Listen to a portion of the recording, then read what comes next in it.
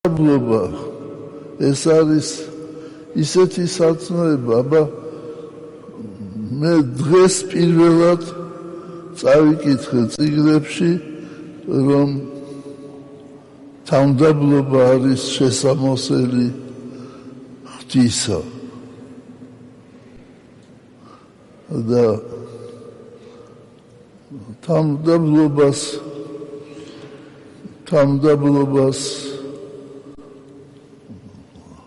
აფასებს და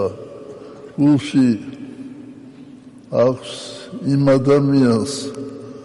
რომელიც ხედავს თავის ცოდვებს, რომელიც ხედავს თავის ნაკლს. აი ეს სიტყვები ნოსცეტე იფსუმ შეიცანი თავის შენი